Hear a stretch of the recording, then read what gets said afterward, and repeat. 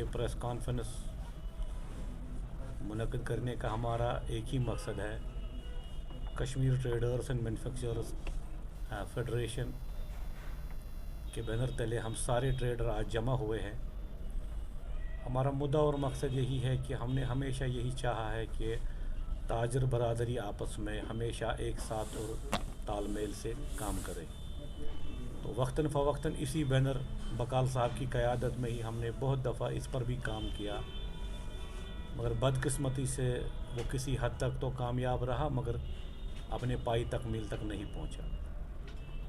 तो आज यहाँ पे सभी बाज़ारों से जितने भी हमारे सदूर साहिबान, जनरल सेक्रेटरी साहिबान तशरीफ़ लाए हैं, तो हमने यहाँ पे यही जो आज के हालात है कश्मीर में तिजारत के हवाले से कि मसले मसाइल है और भी बहुत सी चीज़ें हैं। आए दिन ताजर को नए नए मुश्किलात का सामना करना पड़ रहा है, और हमने ये बाइतफ़ाक़ की राय से ये मिल के ये फ़ैसला लिया कि पिछले चंद महीनों से बकाल साहब अपनी ज़ाती मसरूफियात की वजह से थोड़े से बिज़ी रहे थे घर के मामलात में। तो हमने आज यही फ़ैसला लिया सबों ने मिलजुल के यहाँ पे कि बकाल साहब से यही गुजारिश है कि वो ट्रेड को उसी तरह संभाले जैसे वो पहले भी संभालते आए थे। जैसे उन्होंने हमेशा ताजरों की रहनुमाई की, मुसीबत में की, 2014 के सैलाब में उन्होंने की, उसके बगैर जितने भी मामलात थे टैक्सेस के हवाले से, चाहे रेंट के हवाले से या चाहे और भी जितने भी ट्रेड के हवाले से मसले मसाइल, तो बकाल साहब ने अपनी ईमानदारी और अपनी तजुर्बे के बुनियाद पे उनको खुश उसलूबी के साथ हमेशा हल किया। तो ये सब चीज़ें मद्देनज़र रख के आज हमने यही फ़ैसला लिया कि बकाल साहब इंशाअल्लाह Kashmir traders and manufacturers federation की बागडोर वैसे ही संभालेंगे जैसे वो संभालते आए हैं। तो हम सभी इस पर मुत्तफ़िक़ है, यकज़बा हो के आज हम इस चीज़ का ऐलान करते हैं। IG रोड का सवाल है, वो पिछले 20 साल से जो वहाँ के दुकानदार थे उनको बेदखल किया गया और आज तक उनको रिहेबिलिटेट नहीं किया गया जी। तो उन्होंने पीछे प्रोटेस्ट भी किया था, तो उन्होंने आपके ही माध्यम से बकाल साहब से भी अपनी मुदबाना अपील की थी कि इस मसले में वो इंटरफेयर करके इस मसले से हमें आज़ाद कराए, तो हमारी दुकानें हमको दे दी जाए। तो वो भी एक इशू है। तो बकाल साहब में अल्हम्दुलिल्लाह इतनी सलाहियत है कि वो इस मसले को ऊपर के ऐवानों तक ले जाए जहाँ तक हम नहीं पहुँच सकते हैं। तो एक जो बैनर है KTMF का, उसके तले उन ऐवानों तक पहुँचे जिनके इख्तियार में ये है और इनका मसला हल हो जाए। तो सरकार की तरफ से हमारे LG मनोज सिन्हा साहब की तरफ से क्लियर उन्होंने अपने ट्वीट में कहा कि किसी ऐसे गरीब या जिस पे रोज़गार चलता उसके साथ छेड़ा नहीं जाएगा।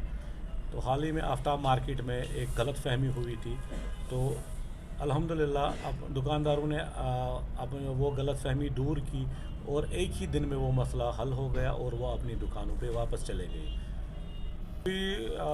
पिछले 20 साल से जो ये मसला है हल क्यों नहीं हुआ है, ये तो हम नहीं कह सकते हैं कि हल क्यों नहीं हुआ है। हल तो होना चाहिए था, क्योंकि 20 साल एक बड़ा गैप होता है, ख़ासकर एक ताजर के लिए जिसकी पूरी फैमिली डिपेंड होती है इसी शॉप पे। चाहे उसका बच्चा स्कूल जाता हो, चाहे उसके घर में चूल्हा जलता हो, चाहे उसके घर में कोई भी चीज़ आती हो, वो डिपेंड इसी शॉप पे होती है।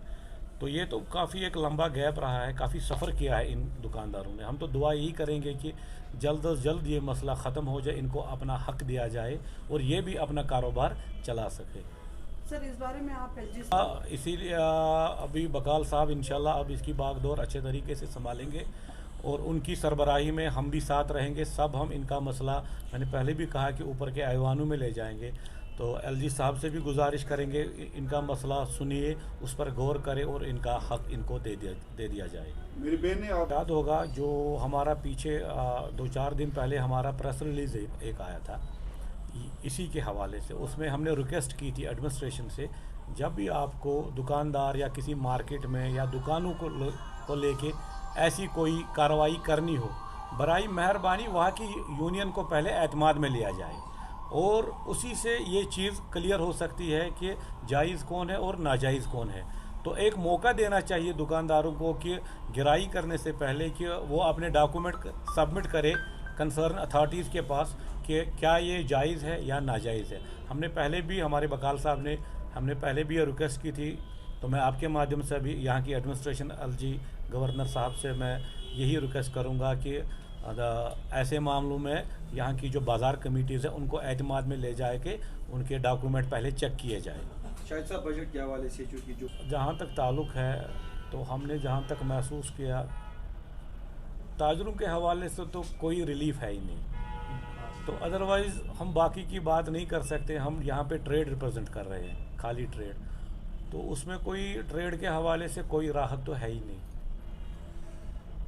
شاہد صاحب بہرحال میں یہی کہوں گا کہ آپ کی آج جو پریس کانفرنس ہے اس اعتبار سے ہے کہ آپ دوبارہ بقال صاحب کو صدر منتخب کر رہے ہیں, تو کافی غلط فہمیاں اس بیچ میں پیدا ہو جاتی ہے کہ اگر وہ صدر تھے تو آپ کا یہ کہنا کہ بہت دنوں تک یا 1 سال تک وہ آؤٹ آف ٹچ رہے, یہ ایک ایسی بات ہے کہ جس پہ باقی لوگوں کا یقین کرنا صحیح بات نہیں ہے.